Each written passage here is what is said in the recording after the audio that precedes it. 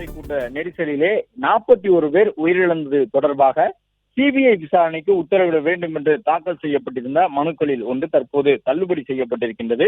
அதற்கு நீதிபதிகள் சொல்லியிருக்கக்கூடிய காரணம், ஒரு விசாரணை மன திருப்தியாக இல்லை, விசாரணையினுடைய நகர்வுகள் போதுமானதாக இல்லை, எங்களுக்கு அதில் திருப்தி இல்லை என்றால்தான் நீங்கள் அடுத்த கட்ட விசாரணை அமைப்பை நோக்கி வழக்கை கொண்டு செல்வதற்கு முயற்சிக்க முடியும். ஆனால் தமிழக வெற்றி கழகத்தினர் நடத்தியிருந்த இந்த தேர்தல் பரப்புரை கூட்டத்திலே 41 பேர் உயிரிழந்தது தொடர்பான இந்த வழக்கினுடைய விசாரணை தற்பொழுதுதான் ஏற்கப்பட்டிருக்கின்றது. ஆரம்ப நிலையில் தான் இருக்கின்றது. எனவே ஒரு வழக்கின் விசாரணை ஆரம்ப நிலையில் இருக்கும் பொழுதே நீங்கள் சிபிஐ விசாரணைக்கு மாற்ற வேண்டும் என்பது உட்பட இந்த மாதிரியான மனுக்களை தாக்கல் செய்வது என்பது சரியான ஒன்றாக இருக்காது என்று குறிப்பிட்டு ஒரு மனுவை அவர்கள் தற்போது தள்ளுபடி செய்திருக்கின்றார்கள். கரூர் விவகாரம் தொடர்பான வழக்கு தொடக்க நிலையில் இருப்பதால் மனுதாரர்கள் கேட்கும் நிவாரணமான சிபிஐ விசாரணைக்கு வழக்கினுடைய அந்த விசாரணை அமைப்பை மாற்றிக்கொள்ள வேண்டும் என்பது ஏற்கத்தக்கது அல்ல என்று நீதிபதிகள் உத்தரவிட்டிருக்கின்றார்கள். உயிரிழந்தவர்களுடைய குடும்பத்தினரின் நிலையை எண்ணி பாருங்கள், யாராவது நினைத்து பார்த்திருப்பார்களா என்றும் நீதிபதிகள் உருக்கமான ஒரு கேள்வியினை தமிழக வெற்றி கழகம் சார்பில் ஆஜராகி இருக்கக்கூடிய வழக்கறிஞர்களை நோக்கி எழுப்பி இருக்கின்றார்கள். உயிரிழந்தவர்களுடைய குடும்ப நிலைமையை எண்ணி பாருங்கள் என்கின்றார்கள் நீதிபதிகள். அது மட்டுமல்லாமல் நீதிமன்றத்தை அரசியல் களம் ஆக்காதீர்கள் என்று சொல்லி இருக்கின்றார்கள் நீதிபதிகள். அங்கே வந்து நின்றவர்கள் யாராவது இன்னும் சற்று நேரத்திலே நாம் உயிரிழக்கப் போகின்றோம் என்று நினைத்து பார்த்திருப்பார்களா என்ற ஒரு உருக்கமான கேள்வியினையும் தற்போது எழுப்பி இருக்கின்றார்கள். கரூர் விவகாரம் தொடர்பாக சிபிஐ விசாரணைக்கு உத்தரவிட வேண்டும். இந்த கூட்ட நெரிசல் ஏற்பட்டு உயிரிழப்புகள் நிகழ்வதற்கு பின்னணியிலே சில காரணங்கள் இருக்கின்றன. விஜய் பேசும் பொழுது வந்து விழுந்த அந்த காலணிகளாக இருந்தாலும் சரி, அல்லது திட்டமிட்டு ஒரு சில பகுதிகள் இருளடைய செய்யப்பட்டு அந்த இருளான பகுதிகளில் தான் அதிக அளவு உயிரிழப்பு ஏற்பட்டிருக்கின்றது. எனவே இதற்கு பின்னணியில் சிலர் இருக்கின்றார்கள். விஜயனுடைய அரசியல் நகர்வுகள் பிடிக்காமல் தமிழக வெற்றி கழகம் என்கின்ற ஒரு கட்சியை தொடங்கி அவர்கள் தமிழ்நாட்டு அரசியல் களத்திற்குள் அடியெடுத்து வைத்திருப்பது பிடிக்காமல் செய்யப்பட்டிருக்கக்கூடிய சதி இது என்றெல்லாம் குறிப்பிட்டு தமிழக வெற்றி கழகத்தினர் இந்த வழக்கின் விசாரணையை சிபிஐக்கு மாற்ற கோரியிருந்தார்கள். ஆனால் நீதிபதிகள் வழக்கினுடைய விசாரணை என்பது ஆரம்ப நிலையில் இருக்கும் பொழுதே நீங்கள் சிபிஐ விசாரணையை கேட்க முடியாது. ஒரு வழக்கின் விசாரணையில் திருப்தி இல்லை என்றால் மட்டும்தான் விசாரணை அமைப்பை மாற்றுவது உள்ளிட்டவை தொடர்பாக நீங்கள் மனு தாக்கல் செய்ய முடியும். எனவே இந்த வழக்கினுடைய விசாரணை இப்பொழுதுதான் நாங்கள் ஏற்றிருக்கின்றோம், விசாரிக்கப்பட்டு வருகின்றது.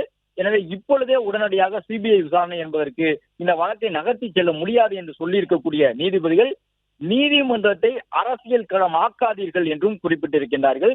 மேலும் உயிரிழந்தவர்களுடைய குடும்பத்தினரின் வலியை எண்ணி பார்க்க வேண்டும் என்று நீதிபதிகள் சொல்லியிருக்கின்றார்கள். கரூரிலே 41 பேர் உயிரிழந்திருக்கின்றார்கள். அதில் பெண்கள் இருக்கின்றார்கள், குழந்தைகள் இருக்கின்றார்கள், இளைஞர்கள் இருக்கின்றார்கள், அனைத்து வயதை சார்ந்தவர்களும் இருக்கின்றார்கள்.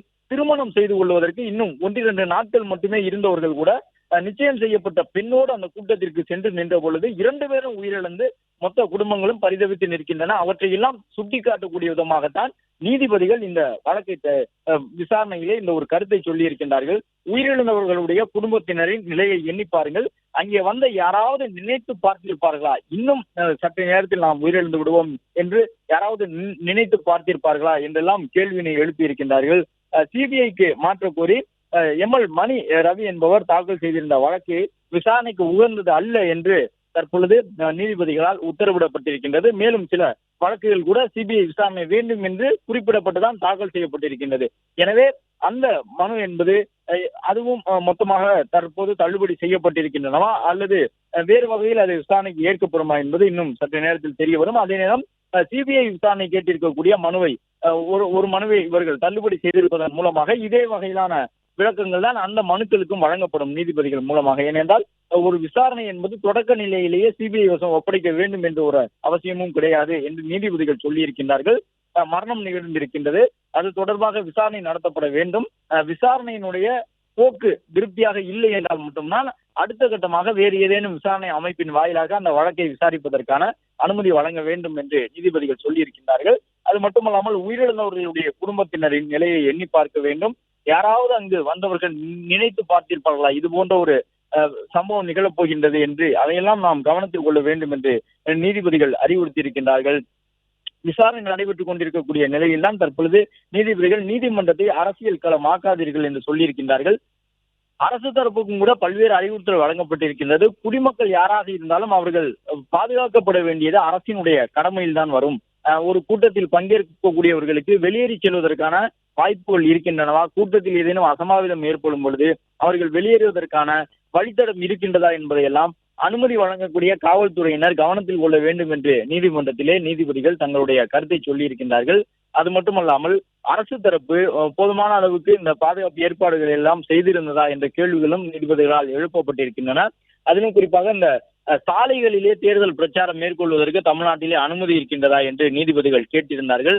ஆனால் சாலையில் தேர்தல் பரப்புரை மேற்கொள்வதற்கு எந்த விதமான அனுமதியும் தமிழ்நாட்டில் கிடையாது. அது தேசிய நெடுஞ்சாலையாக இருக்கலாம், மாநில நெடுஞ்சாலையாக இருக்கலாம். அந்த சாலைகளில் நின்று தேர்தல் பரப்புரை ஆற்றுவதற்கு யாருக்கும் அனுமதி வழங்கப்படவில்லை என்று நீதிமன்றத்திலே அரசு தரப்பிலே வழக்கறிஞர்கள் சொல்லியிருக்கிறார்கள்.